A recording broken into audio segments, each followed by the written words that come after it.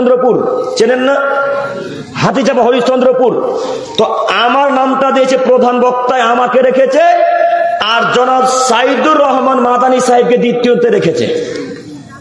বলেন বিদ্যা কত কাজ করে? তার বিদ্যা যে কত আল্লাহ বাড়িয়ে দিয়েছেন তাই বলতে পারি না, তবে আমাদের চাইতে অনেক অনেক অনেক অনেক বেশি জ্ঞানী মানুষ মাদানী সাহেব মদিনা থেকে পড়ে এসেছে। কথা বুঝেননি? তো তার কাছে আমরা টিকতে পারবো? তো তার সম্মান কোথায়, আমাদের সম্মান কোথায়? তো আপনি মাদানী সাহেবের নামটা প্রথমে না দিয়ে আমার নামটা দিলেন কেন? এখানে কাশ্মীর সাহেবের নামটা উপরে না দিয়ে আমার নামটা দিলেন কেন? যদিও এই বড় বড় যারা আলেম তারা এগুলো নিয়ে বিরোধিতা করে না, যারা 3 নম্বর শ্রেণীর মানুষ, 3 নম্বর শ্রেণীর যারা আলেম তারাই বিরোধিতা করে। যারা অশিক্ষিত বেহায়া নোংরা মানুষ তারাই বিরোধিতা করে।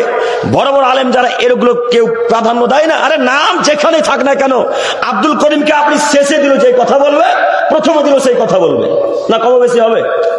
কম বেশি হবে না? তো এই বাড়াবাড়ি করে 3 নম্বর শ্রেণীর মানুষরা, 3 নম্বর শ্রেণীর কিছু মানুষ থাকে তারাই বাড়াবাড়ি করে। তো আমার আপনাদের কাছে এতটুকু আশা যে যখন কোনো মাদানী সাহেব থাকবে, যখন কোনো হেড মুদাররিস থাকবে, শাইখুল হাদিস যখন থাকবে, সালাফি আলেমেরা যখন থাকবে, দেওবন্দি আলেমেরা যখন থাকবে, তখন তাদের নামটা উপরে দেন, আমাদের নামটা নিচে দেন। মনে থাকবেন ইনশাল্লাহ? কথা বলেন। আপনি মাদানী সাহেবের নামটা উপরে দেন, মমতাজ আলী কাশ্মীর সাহেবের নামটা উপরে দেন, সালাফি সাহেবের নামটা উপরে দেন, আর আব্দুল করিমকে আপনি 6 নম্বরে রাখেন, কিন্তু বক্তব্য শেষে দিতে দেন। আব্দুল করিম রাজি। আব্দুল করিম কোনদিনও বলেনি যে আব্দুল করিমকে হরিশ্চন্দ্র, মালদা, রায়গঞ্জ, উত্তর দিনাজপুর, কলকাতাতে প্রধান বক্তা না রাখলে আব্দুল করিম যাবে না, এরকম কেউ প্রমাণ করতে পারবেন? কেউ মায়ের বেটা পারবেন না। যদি বলে দিতে পারেন যে আব্দুল করিম অমুক জায়গাতে প্রধান বক্তার শুধু এই আশা রেখেছিল বা দাবি রেখেছিল, তাহলে আর কথা বলবেন ইনশাল্লাহ। আজ পর্যন্ত কোন জায়গায় বলে যে প্রধান বক্তা বানাতে হবে। আপনাদের কাছে আমার এতটুকু আশা, আপনারা আমাদের মান সম্মানকে রক্ষা করেন। আপনারা আজকের পর থেকে আমাদের নাম প্রধানে রাখবেন না। যতক্ষণ সালাফি বা শাইখুল হাদিস বা মাদানী বা মাক্কি আরো বড় বড় যারা ওলামায়ে কেরামগণ থাকবে তাদের নামকে উপরে রাখবেন, তারপর আমাদের নাম দিবেন। মনে থাকবেন ইনশাল্লাহ? এতটুকু আপনাদের কাছে আমার অনুরোধ, চাওয়া পাওয়া এতটুকু যে, তবে এখানে একটি কথা মনে রাখবেন, হয়তো আল্লাহ কাউকে দিয়ে কিছু বলিয়ে নাই, আবার কাউকে দিয়ে ক্লাস করিয়ে নাই, তাই না? ক্লাসের বিষয়টা ভিন্ন জিনিস, বক্তব্যের জগৎটা ভিন্ন জিনিস না? একই দুটাকে কম্প্রোমাইজ করতে চাইছেন? আলাদা নয়? ক্লাস করা একটা আলাদা বিষয়, বক্তব্যের জগৎ আলাদা বিষয়। যারা শাইখুল হাদিস তারা অনেকে কথা বলতে পারে না মাইকের সামনে, এরকম প্রমাণ নাই সাহেব? আছে না? যারা বড় বড় আলেম মাদানী সাহেব তারা প্রায় মানুষ কথা বলতে পারে না।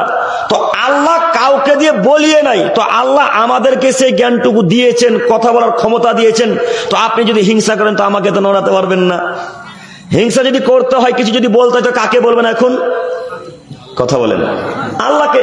আরে আপনি তো শাইখুল হাদিস, আমিও জানি, তো আপনি বিরোধিতা করছেন কেন? আল্লাহ ওখানে যদি কবুল করে কোনো মায়ের বেটার হটাতে পারবে? কেউ তো পারবে না। তা আপনি ফেসবুকের মাধ্যমে বিরোধিতা করলেন কেন? আপনি আমাকে ডাইরেক্ট বললেন না? আপনি জিজ্ঞাসা করেন যে আব্দুল করিম মাদানী সাহেবের যে নামটা দ্বিতীয়তে দিয়েছে বিরোধিতা করেছে কিনা দেখেন। আপনারা আজকে দেখেন আমার হোয়াটসঅ্যাপ চেক করে, যিনি আমাকে পোস্টারটা পাঠিয়েছিলেন, গতকালকের কথা বলছি, যিনি আমাকে পোস্টারটা পাঠিয়েছিলেন তাকে ভয়েস করে বলেছে আপনি মাদানী সাহেবের নামটা দ্বিতীয়তে রাখলেন কেন, আমাকে 1 নম্বরে রাখলেন কেন?